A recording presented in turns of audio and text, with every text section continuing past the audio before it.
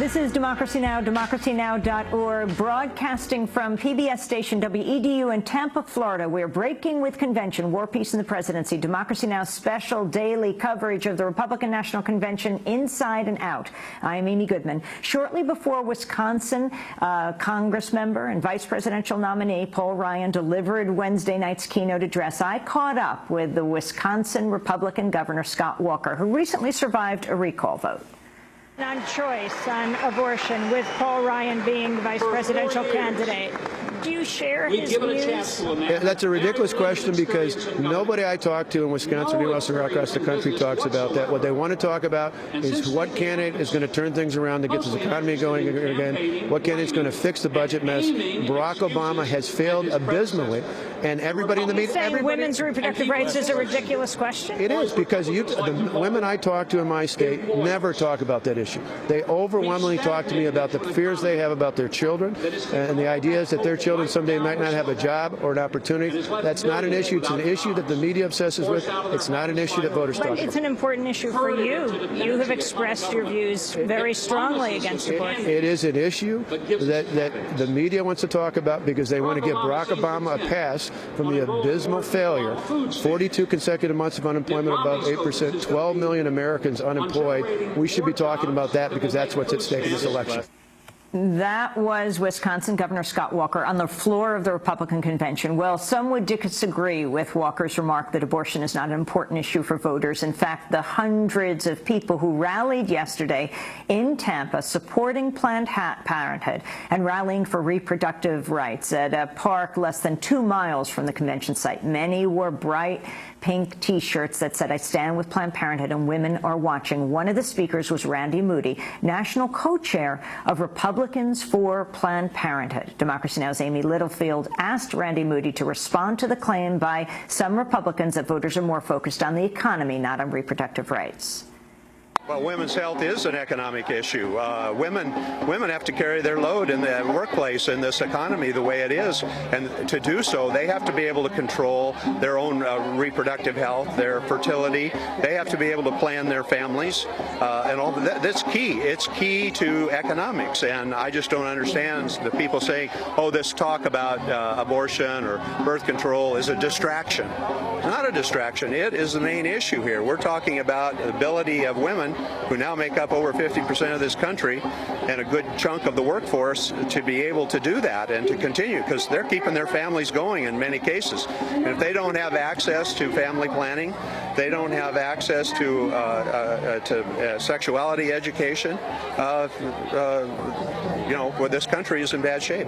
What was your response to hearing Todd Akin talk about legitimate rape? Well, he's crazy. And I think it was very obvious that even though he was on the science committee, has no idea about science. The thing that I didn't understand was the thought that he misspoke. No, that's what he believes. He believes that. And it's totally wrong. And so many of the Republicans in the Congress, particularly in the House, ignore science. They don't. They just ignore it. And so what they're guided by is their own religious principles. That's fine. But when they're in a position to impose those religious views on everyone else, then that's dangerous. There shouldn't be one party that's pro-choice and one party that's not. That's why I stay a Republican, because I think there needs to be a voice within the Republican Party talking about that. Are you supporting Mitt Romney for president and Paul Ryan, and what do you think would happen to reproductive rights under their ticket? I support and vote for pro-choice candidates, so you can make up your own mind about who I'm voting for president. And are you concerned about what will happen if Romney becomes president and Paul Ryan becomes vice president in terms of women's rights? Oh, very much so. I mean, all you have to do is look at the bills that Ryan has co-sponsored.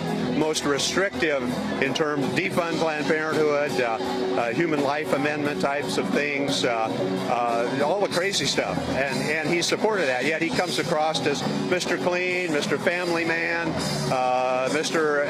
Economic Wonk. Look He's an extremist. That was Randy Moody from Nebraska, national co-chair of Republicans for Planned Parenthood, one of about 400 people who rallied near the site of the Republican National Convention yesterday in support of reproductive health care. Democracy Now!'s Amy Littlefield also spoke with Planned Parenthood supporter Patricia Gil of Louisiana. Orrin Hatch, Paul Ryan, Mitt Romney, Todd Akin, all need to get out of women's business. Our reproduction is none of their business. Whether we take contraception is none of their business. It does not mean we are a slut if we take contraception. It is also for medical problems. That doesn't even matter. It is none of their business. A personhood amendment to where, excuse me, but a zygote is going to have more rights than the woman that zygote is in. That is not acceptable to women. And what is your response to Todd Akin's comment about legitimate rape? Was mentioned here a few times today. As the mother of a daughter who was abducted at knife point and raped repeatedly, Todd Akin needs to take his classification of rape and understand that there is no classification. Rape is rape. I traveled from Louisiana to Florida thinking I was heading into Hurricane Isaac. As I'm standing here now, Hurricane Isaac is passing by my house in Baton Rouge. I don't know what's happening at my house. I cannot even think about that because I have to focus on what we're doing. Our voices have to be heard. That is why we partner with and get together with Planned Parenthood, with NOW, with just organizations across this country. Because if our voice is not heard, we will have no rights left. Patricia Gil of UniteWomen.org from Louisiana. This is Democracy Now!, democracynow.org, breaking with